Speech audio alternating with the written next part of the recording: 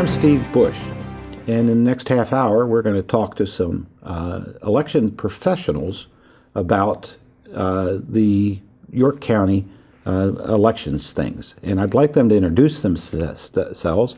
Nikki, would you like to introduce yourself to everyone? Sure. My name is Nikki Sukanik, and I am the Director for York County Elections and Voter Registration. And Ron? My name is Ron Ruman. I'm the press secretary for the Pennsylvania Department of State, which works with our county partners to administer elections here in Pennsylvania. Mm-hmm. So they say all elections are local, but let's start at the top. I guess everybody in the United States that are registered to vote can vote for the president. That's right. Well, technically they don't actually vote for the president. Mm-hmm. We want to get technical about it. They vote for the electors in their state. Each state has a number of electors equal to the number of members of Congress and the U.S. Senate.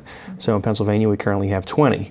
So when you go and cast your vote for president, you're technically voting for the slate of electors that a candidate of a given party has put down there. And then after that election on the third Monday of December in the State House chamber, there's a meeting of the Electoral College, and those 20 people actually cast their votes for president. That's kind of neat, isn't it? Yeah, it was, and we participated the last time around, so it was kind of interesting to see that up close and personal. Oh, you were actually there? I was there, yeah. Department of State is in charge of that, in charge of running it, kind of, and so yeah, we were all there and watched the folks sign there. They each go up and they actually write down the name of the person they're voting for and hand it to them. They put it in an old box and then they're counted. So the Electoral College chooses our president, and we as voters choose the persons to represent us in the Electoral College. That's right. Okay, cool. And then in Congress, it's divided between Senate and representatives. Each state gets 2 senators. So there's 50 states. There's 100. Math skills are still sharp. Yep, there you go. But there's 100 senators, each 2 per state representing the states, and then the House of Representatives is proportioned by population, and I guess it's the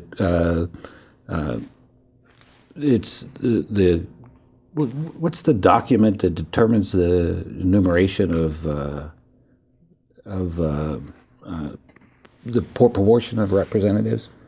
Well, it's really done based on the census. Mm-hmm. Every 10 years, we all know we fill out the census forms, and then based on that, each state is apportioned a certain number of representatives. Mm-hmm. And in the Constitution, it actually initially set it out that... Constitution, that's the word I was thinking. Yeah, and initially... Article 1, Section 2, I remember that part. Well, it initially said that there would be one representative for every 30,000 residents. Mm-hmm. And so that was the case for the first 100 and some years, and of course the Congress continued to grow as the population grew, and then sometime around 1900, I don't know exactly when, but in the early 20th century, they said we can't just have this continue to grow, so they set the number of Congress members at 435, and so that remains the same, and so now every 10 years the districts are adjusted based on the population within each of the states. Okay, so the census then helps us determine these districts. Correct. Okay. How does that impact the state then? Because the state has senators and representatives also. Right. Go ahead. Okay. We'll have a conversation. Well, all right. Obviously, the more populous a state is, the more representatives they have in Congress. And so if, based on how each state has grown or lost population throughout the last 10 years relative to the rest of the country, determines how many representatives in Congress they had. As you said, each state gets 2 senators. That was part of the Great Compromise in putting the Constitution together. The big states wanted it all by population. The little states wanted it even because they didn't want to get overrun by the big states, so that was the compromise. So each 10 years it's adjusted, and so based on the total number of people in the country divided by 435, then your state gets what they get by population. And Pennsylvania currently has 18. We've been losing representatives in Congress for the last really 60 or 70 years because we've been growing less quickly than the country as a whole. It may be interesting for folks to know in 1950, Pennsylvania and California each had 36 representatives in Congress. Right? And since that time, we've lost half of our representation, and California now has 55 congressmen. So. Oh, interesting. So the state has senators and representatives too. Has the census impacted on the distribution of those? It does. And that is done essentially the same way, although there's the senators and House members in the state legislature are all based on population. And that is, there are 203 members of the House, 50 members of the Senate. And so each of those districts is redrawn each 10 years based on the census. And in York County, we'll talk about in a little bit, with the last two censuses, we've actually gained a state House seat because our population grew more quickly than most of the state. And so each 10 years that's done. The congressional districts are redrawn by the state legislature. So that is one way that the states still have some say over what happens in Congress. It's usually the other way around. Congress is telling the states what they can or can't do. This is one time the state legislature kind of has the ball in their hands. But that's done like any other piece of legislation. A bill's introduced in the House, passes the Senate, signed by the governor to say these are the congressional districts for the next 10 years. For the state House seats, it's done by a 5-member commission that typically is made up of the majority and minority leaders of the two parties in the state House and Senate, and then a 5th, supposedly neutral member, usually sometimes it's been a retired judge, sometimes it's been a law school dean. One year did it. And those 5 people decide to make the drawing of the boundaries for the state legislative seats. So this was the redistrict commission. Yeah, it's called the Legislative Reapportionment Commission. And they made some decisions that have a real impact in York County. Can we talk about those a little bit? Sure, I feel like I'm. No, you're not hogging. Actually, Nikki and I are going to talk about this because let's start with the House districts, for example. Okay. Sure. We have 1, 2, 3, 4, 5, 6, 7. Correct. Okay. And how have they changed?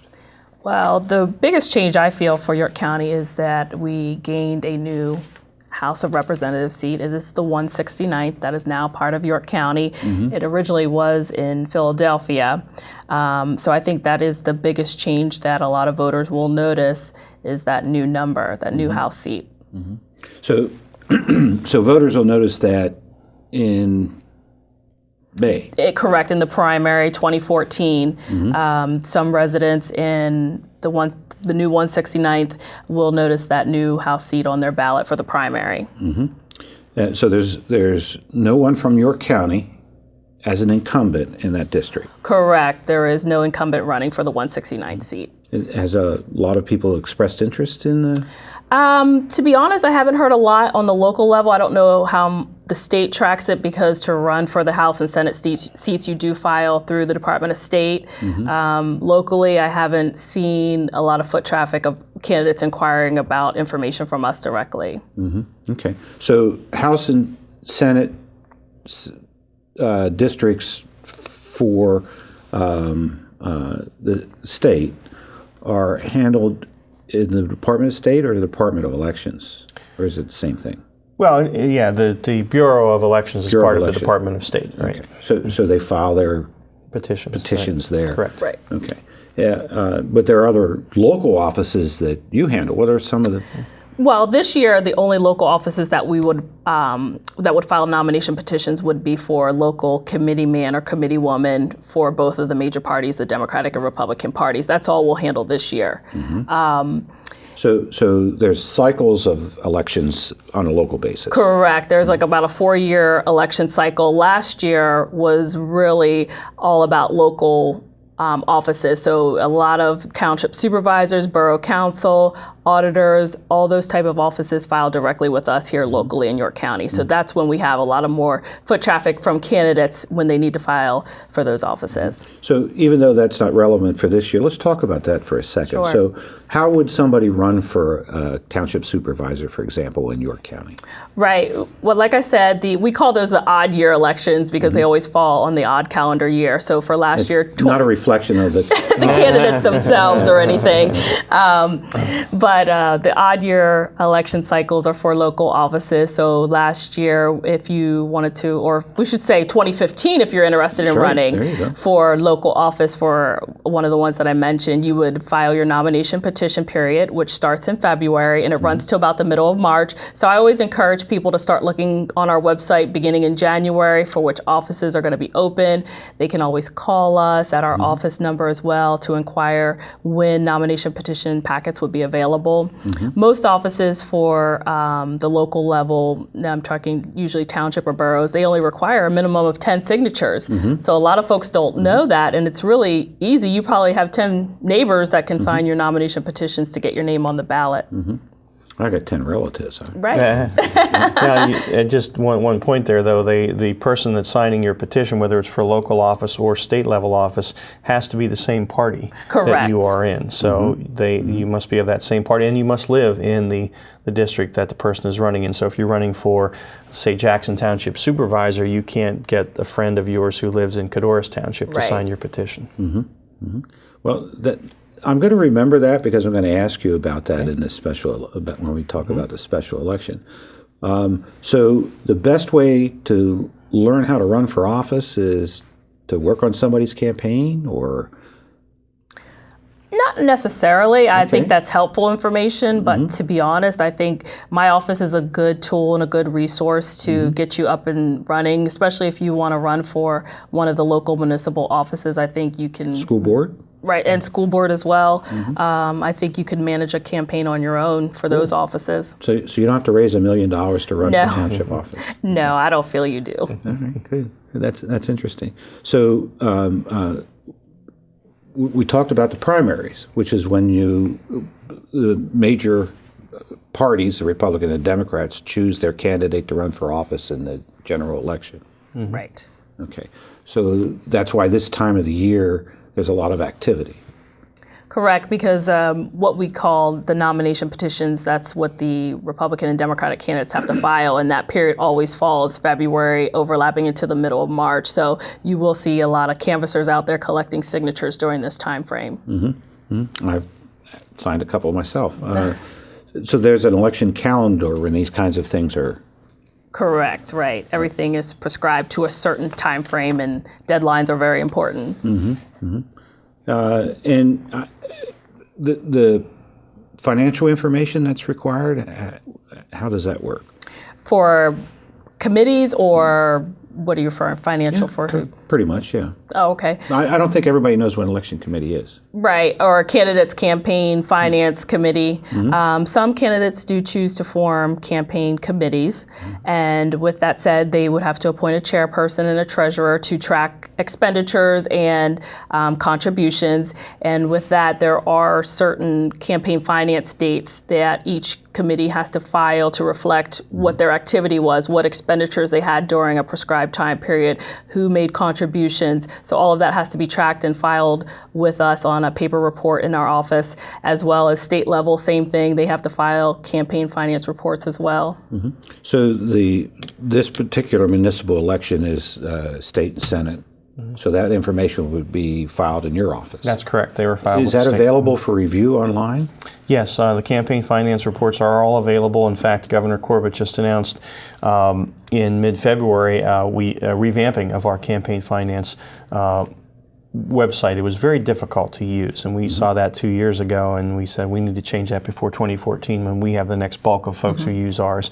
So we think it's a much better site, a much more logical way to find that. So if you go on the Department of State homepage, dos.state.pa.us, you click on voting and elections and campaign finance, you can get to those reports. And do you have them organized by districts or by candidate, or? Either way, you can put the candidate's name in, or you can look at, if you want to look at a given district and see all the candidates that are running in that district. You can do Now, that. does the Department of State ever provide funding to local counties? There's only 76 of us, right? Or what is it, 67 to help them get that information online? We don't provide funding to counties for that. No, we now there's money that has come through the state over the last 10 years from the federal government through the Help America Vote Act, which was used to purchase new voting machines, make polling places accessible, and to set up what's called the statewide uniform registry of electors. It's our statewide voter registration database. So that was really federal money that went through the state to the counties for those purposes. Right, and it is a growing trend, I know, on the county level to have campaign finance reports online. So I feel York County probably will be online eventually at some point. I find that who contributed to who and how a candidate spends his money is often very interesting. Right. Yeah. Okay, so as a result of redistricting,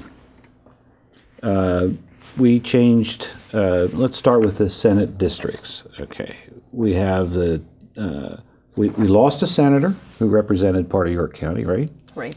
2, actually. 2?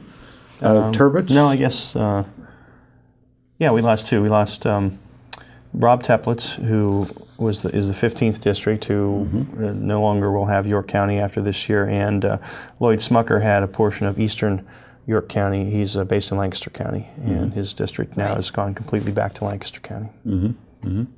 And then, of course, the famous one is the 28th. That Senator Mike Wall recently resigned from the district, and you guys are putting together a special election for March 28th. Yeah, March 18th. 18th. Oh, sorry. Let me write that down. March 18th, March 18th. right. Don't show up on the 28th. All right. Too late. So March 18th, we're going to Right. have a special election for the 28th Senatorial District to have somebody fill the remainder of that term. Correct, which is through November 30th of this year. November 30th. Yes, that's when all the legislative terms end, November 30th of the even year. I thought it was January 1st. Now, technically, the terms end November 30th. Technically, there is no legislature from November 30th till the first Monday of January of the following year. Oh, I didn't know that. So December we're not represented? Well, you are represented because starting December 1st, the legislators who have won their election and will be officially taking office the first Monday of January, they are technically in office then. So if you would call them, there will be someone there. They're not in session to vote on any laws, but they would be able to help you with any PennDOT issues or anything else. You know, I didn't know that. They start getting paid December 1st, so... That's interesting. You did I did, to be honest, I did not know that. I did not right, I know the learned term something. ended I learned end something. of November. Yeah. Okay. Okay. So we have a special election because our senator resigned. Right. And who gets to vote in a special election? Any registered voter can cast a ballot in a special election. It functions really like a general election with the November election. So even those libertarian can't vote in the primary in May. Right. They can vote in the special election, Yes. March 18th. Any registered voter in that district can cast a vote. Are we going to tell them? Right. We've been doing some advertising through local newspaper, and we have some information on our website. So over the next week or so, we'll be more aggressive with that coverage so that folks know who's eligible to vote in the 28th. Because I know with the redistricting, there's been some questions. For example, the Hanover and Penn Township area, they're no longer part of the 28th, so they will not be able to participate in the special election. Yes. Now, I had questions about that. I thought that when you were serving a term of an unexpired term, when you're replacing someone, that the persons that voted for that person has a right to vote for their replacement, which would be Hanover, Penn Township, and West Manheim. But I see on this map here, it says that the new district takes effect January 1st, 2014. Right. And there's actually some other folks that are involved in that. East Manchester, Jackson, you said West Manheim. East Manchester and Jackson Townships and Manchester and Mount Wolf boroughs have also left the 28th district. They left the district. Correct. All right. So they won't be able to select who fills the unexpired term. That's right. How did the candidates get chosen that are going to run in this special election? The state election code provides that when there's a special election, the parties in that district choose their candidate, and then they submit that name to the Department of State. So they're essentially chosen by the political parties. And someone can also go and collect signatures to run as an independent if they won in a special election. Regardless of what party affiliation they're in? They can't run if they're a member of one of the two parties, but I they see. can collect signatures. If someone's a libertarian or independent, they can collect signatures and run. Okay. I remember we were talking about money provided to local election offices like Nikki to provide some updated equipment for voting. I remember the old days where you click these little levers. Right. And if you wanted to do a write-in campaign, you had to push that thing up there and then write sideways like that to write somebody's name in, and no one ever got elected that way unless there wasn't anybody running. But nowadays it's a lot easier to write a person's name in, isn't it? It is a lot easier. In York County, we do use the Sequoia Edge, which is a DRE, or a direct recording electronic voting machine. And everything is electronic. It's a touchscreen voting machine for write-ins or for voting. For any candidates on the ballot, it's the touchscreen feature, like I said, but for write-ins, it's a virtual keyboard. Instead of writing with a pen, you're just typing in the name of the person for the write-in that you wish to choose. So it is a lot easier. So when we come to the special election, there's only going to be one screen. It's going to be two because we legally have to offer the straight party option. So when you go for the special election to vote, the first screen will be the straight party option, and then the second screen will be the actual office for the 28th senatorial district. So this will be the person that the Republicans nominated, the person that the Democratic Party nominated, Right. and other? No, it'll say write-in. Oh, okay. So Right. it says write-in. So you Correct. could, if you wanted to, you could click on that and put in Steve Bush. Right. I'm not running for office. Don't write Are you my- announcing something today? No. Don't write my name. But what's unique about this is it's a special election early in the year, and anybody who's a registered voter can go to the polls on the 18th. If you live in this new redistrict senatorial district. Correct. All right. So if you live in Warrington Township, don't go to the polls on March 18th because they're not open. Right. That's correct. All right. But do you mind if I just read the list of the people who will get an opportunity to vote? Sure. And we had a map up there before. That was a good map. But, Yeah, it is a good map. and there it is. There it is. By magic. Okay. So 28 Folks in the green. senatorial district. Right. People who live in Cadorest, East Hopewell, Fawn, Hopewell, Manchester, Manheim, North Cadorest, North Hopewell, Peach Bottom, Shrewsbury, Spring Garden, Springfield, West Manchester, Windsor, and York Townships. In the boroughs of Crossroads, Dallastown, Delta, Fawn Grove, Felton, Glen Rock, Jacobus, Jefferson, Loganville, New Freedom, New Salem, North York, Railroad, Red Lion, Seven Valleys, Shrewsbury, Spring Grove, Stewartstown, West York, Windsor, Winterstown, and Yo Burles. In addition to Chanceford, Heidelberg, Hallam, Lower Chanceford, Lower Windsor, Paradise Townships, and the boroughs of East Prospect, Hallam, Wrightsville, York, Anna. Right, and the city of York. So at the very top. I missed the city of York, Yes. of course. Yes. Get out and vote. That's interesting. That's interesting.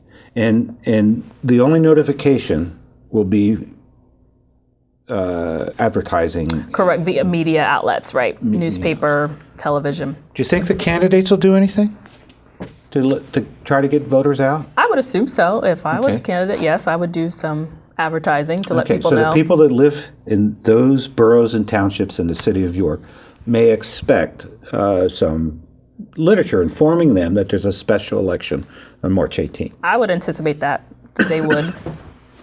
I would think so too. Because do you think it'll be a low turnout election or a high turnout? Low is relative. I hope not. I'm an optimist, so hopefully people will come out to cast their vote It's kind of in the important, special isn't it? election. It's very important. Yeah. We do a lot of hard work in putting on a special election or any election for that matter. And, when the turnout's a little on the lower side, it does get disappointing. Mm-hmm. But I'm always encouraged, and hopefully people will come out. So you're going to have a crew there, right? Just like it's a regular election. Right, yeah. We have to staff 111 polling places. The 28th encompasses 111 polling places for York County. Total, we have 159. So just comparing those two numbers, you can tell it's a large part of York County that'll be involved on March 18th for the special election. Mm-hmm. And each polling place has a staff of poll workers that will man the polling places. When they start at 6 a.m., the polls open at 7 a.m. and they close at 8 p.m. and they're there that entire day. Mm-hmm. Mm-hmm. And normally the election or the polling place is open from 6. The poll workers show up at 6 a.m. Mm-hmm. and then the polls officially open at 7 a.m. Mm-hmm.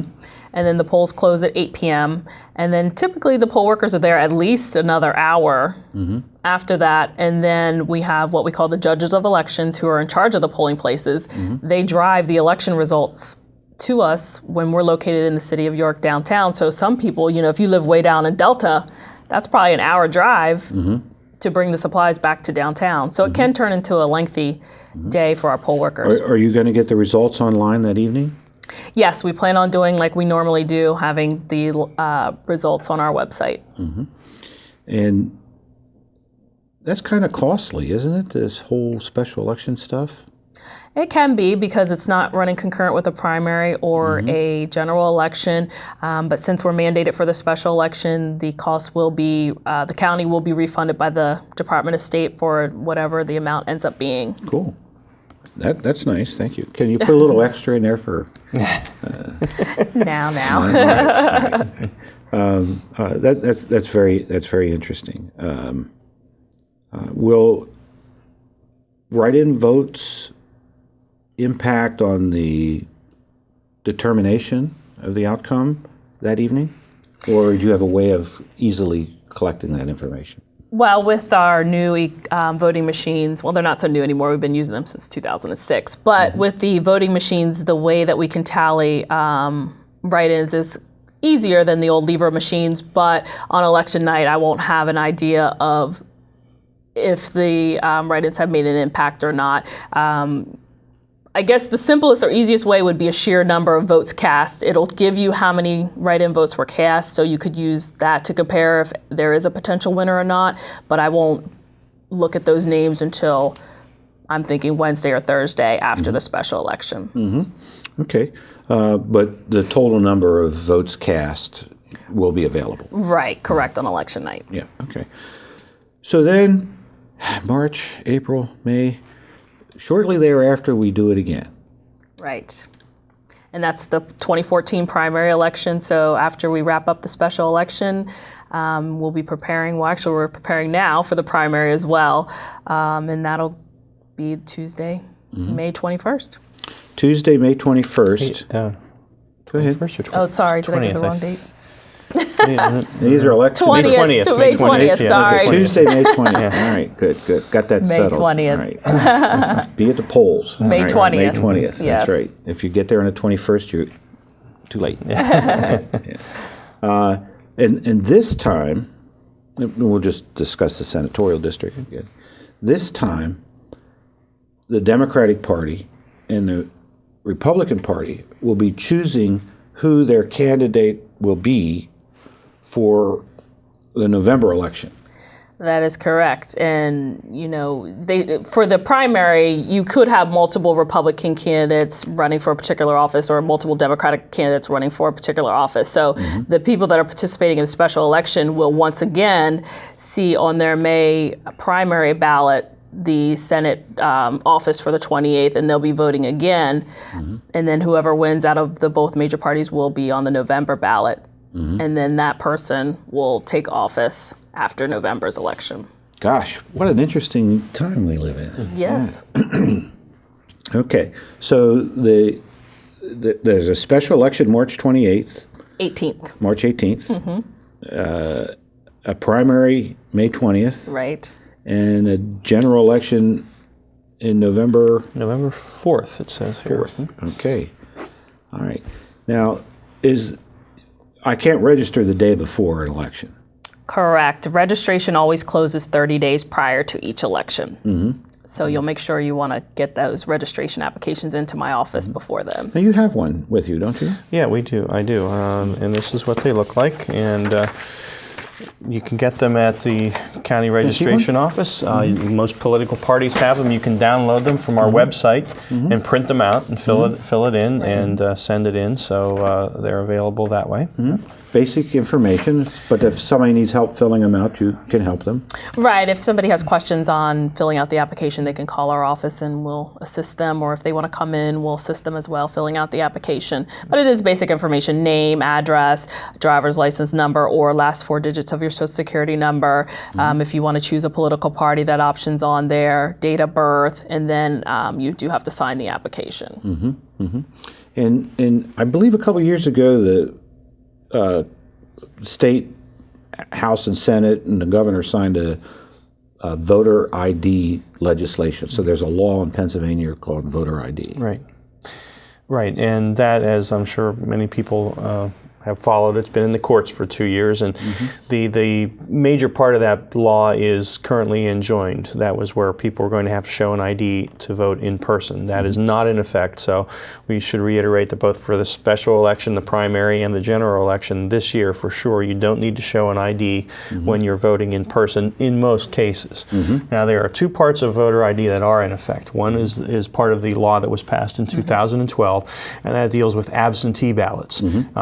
Military ballots. Well, it could be military overseas, or it's just someone. If you're going to be out of town on business election day, you can vote by absentee ballot. Sometimes college students remain registered here if they live here and they're in college. They can still vote by absentee ballot. What changed with that law, and that does remain in effect, is you must put either your driver's license number or the last 4 digits of your Social Security on that absentee ballot application. And the other voter ID law that remains in effect, is not part of this new law, it's been around since I think 2002, is that anyone who's voting for the first time, or if you've moved and you're voting at a new polling place for the first time, you must show ID. It doesn't have to be a photo ID. It could be a driver's license would work, or a student ID. It has to, but it could be like a utility bill or a tax bill, something that's an official piece of correspondence that has your name and address on it. Are the poll workers still going to ask for photo ID? No, they won't unless you're fit that first-time voter description, and all those voters are flagged in the poll books. Those will be the only people that the poll workers will be asking. They asked the last time. Correct. That was before we had the court decision. Oh, okay. All right. So we were mandated to ask, even though voters were not required to show the photo ID. Okay. All right. So we're going to work this out, this voter ID thing, aren't we? Well, we hope so. It's been a long process, but yeah. And lastly, we have new redistrict state house districts. And you had alluded earlier that there's a new district, the 169th, down south there in Hanover and Penn Township and Shrewsbury and stuff, that is in effect now, and the current representative is from Philadelphia. And that just created confusion in people's mind, and I'm sure you can explain all this. Do you want to take Well, I'll start. What happened, and the reason, and that really, it's a technical issue as far as the actual constituents and representatives go for the existing districts. As a practical matter, if you live in what is the new 169th, those folks have been represented, I believe, by either Will Tallman or Ron Miller, by and large, the 2 representatives whose districts will be moving and replaced by this one. If you were represented by Will Tallman before and you have a problem or an issue, you can call Will Tallman today, and I'm sure he will. He's a nice handle your guy. He'll problem. answer anybody's phone call. And with Ron Miller or any of the other, even the 95th district with Kevin Schreiber there, North York is no longer going to be in that. Was that right? Yes, Okay. but I'm sure if you live in North York, technically you're not in the 95th anymore. If you call Kevin Schreiber's office, they'll take care of you. So who's the 47th? Keith Gillespie. Oh, Keith. And I'm sure if you live in Keith's- North York and you called Keith Gillespie today, he would take care of you as well. So, but where it has a practical, and the reason for that is we talked about the redrawing of the lines every 10 years following the census. That typically that must be approved by the Supreme Court, or there's almost always a legal challenge to it. In fact, I don't remember any time there wasn't. I go back to the 1980 redrawing. So. Once the state Supreme Court says these are the final maps, in their 2001 decision, they said these maps, these new districts, take effect upon the final ruling by the court. So, in essence, the courts, in this case, ruled, and I believe in January, it took effect finally. So, technically, the new districts are in effect today. As a practical matter, it doesn't impact us, and no one should worry about who their legislator is or isn't right now, other than it will affect the folks who are voting in the special election, because that will be held in the what is a new 28th district. A number of folks who are in the old 28th district will not be voting, as we discussed, the Hanover area, Hanover Penn Township, as well as the West Manheim, and also the East Manchester, Jackson Township, and Manchester Mount Wolf boroughs. Okay, so there's been some changes in both the senatorial and the House districts in York County, and you're going to feel that during the May primary, the special election, and then again in November. Right. Okay. If anybody had any questions, what should they do? I would say call us. We're always a good first stop for general information. Our website has a lot of information. The Department of State Bureau of Elections website, they have great information as well. If you don't see what you need online, you can always call us and we can direct you to who you need to speak to.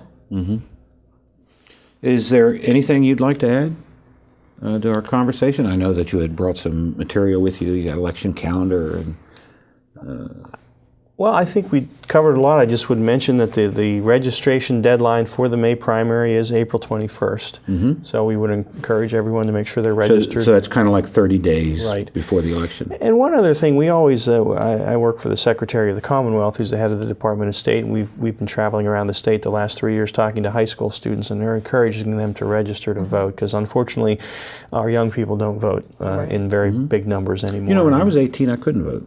Right, well, I could drink a beer. Yeah. But I couldn't vote. And now I you got can vote drafted. and not drink a beer. And I couldn't vote. Well, and that until I got in the changed military. with a 26th Amendment to the U.S. Constitution in 1971 because of the Vietnam War. Young people protested and said if we're old enough to be drafted and fight and die for our country, we should be old enough to vote. And so that amendment lowered the voting age from 21 to 18. And then in the first election, young people voted in very large numbers, but it's been going down since because we haven't had that urgency of that war issue out there.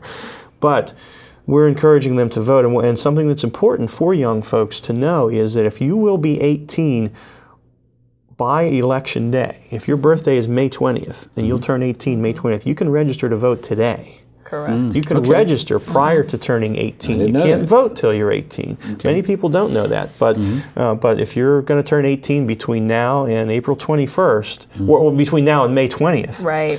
you can register by April 21st to vote in that primary election. And by the same token, if you're going to turn 18 between now and November 4th, you can register following the primary. You have to wait till the next election's over. But May 21st, if you're going to be 18 by November 4th, you can go and register to vote. So we have 3 colleges in York County, right? York College, Hack, and Penn State. Yeah, I guess that's it, right? And many of them are from out of state that go to those places, but they live in York County. Can they register to vote in York County? Yes, they can register here in York County. I always encourage college students just to make sure that nothing interferes with their financial aid from their home state by declaring their residency here by registering to vote, but they can use their college address to register here in York County. And their ID, college ID? They don't need ID. don't need Well, an they ID. can use. They can. Okay, Wait, if if they're they're first. registering to vote, if they're can they use their first- college ID to Well, if register they're to first vote? time voter, they can use the voter certificate that we mail them All right. as their I still have mine identification. with me.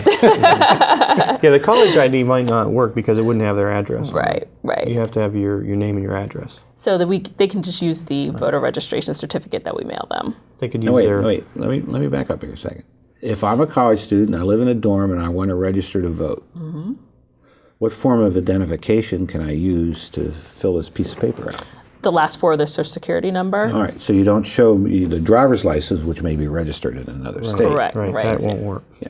But when you go to the polls, because it's your first time voting, you have to show ID. And the college, College ID probably wouldn't work because it has to have your name and your address on it. And I don't think most college IDs have an address. So it could be your dorm contract, because that would have your name and your address. So that would work. it's a little complicated for college students. No, isn't it? the easiest They're thing in is higher that education. They can voter figure ID it out. card we mail you. That's the easiest thing. Keep Okay. that on Yeah, your hand voter and registration. Yeah. All right. But I got it. Okay. All right. I bet a lot of college students don't vote, do they? Depends on the election. That would be my response. Good. Depends on the election. But I'd say you can't register. You can register either way, or in college or at your home, but you can't register both. Right. Can't do that. Well, people move all the time. They do. And sometimes they don't change their don't notify the election bureau that they've moved from the south side to the north side, Right. but their polling place has changed. Right. So if they go to the polling place in the north side, they can't vote because they're registered at the south side. And we run into that a lot where voters do not update their addresses. And as long as you're a registered voter, you can go back to your previous location and vote there. If that doesn't work, then you can vote by provisional ballot. So that would be an alternative method of voting as well. So people shouldn't be afraid of a provisional ballot. Correct. No, they shouldn't be afraid. I always try to encourage people to go to their previous location to cast an actual ballot on a voting machine, but the provisional ballot is a tool that a voter can use as well. Great. Anything else, Ron? I don't think so. Nikki? I don't think so. I just encourage people to be active voters. You know, it's really important, and don't wait until a topic that affects you and, you know, then the effect would be for you to cast your vote. I think you should do it before that situation comes up and happens. And we didn't talk about the results of an election, have we? We're not going to talk about that because this is an important process, and people shouldn't be afraid of it. It should Right. they should be politics. My goodness, yeah. So I was going to ask your party affiliation, but I don't think I will because you guys are neutral, right? Correct. In terms Yes. of You absolutely, really are. I mean, the Right. information you That's correct. provided was Right. great information. I really appreciate this. It was an honor to have you both here talking to us about the special election, the primary, the general election, how to register to vote, how to be a candidate. I mean, that's kind of fun, right? Does anybody ever get elected with one? Does one vote make a difference? It does, especially with our local elections.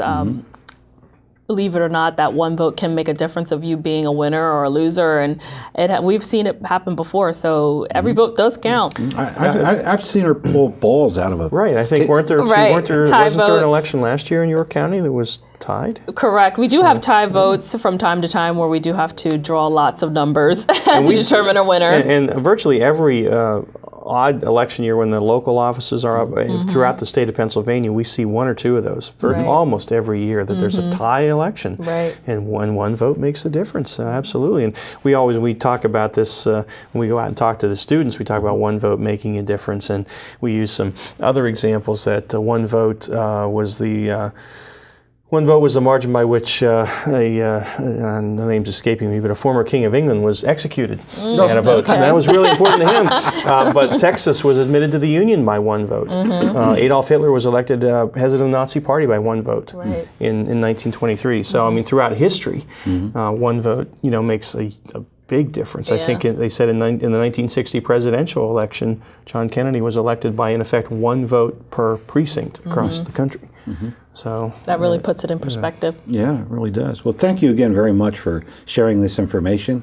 I'm going to put together this show and play it and play it and play it again. All right. Well, it They was can- great, and I'd love to talk about it anytime you want to have me back. I'd be happy to come. Thank you for watching.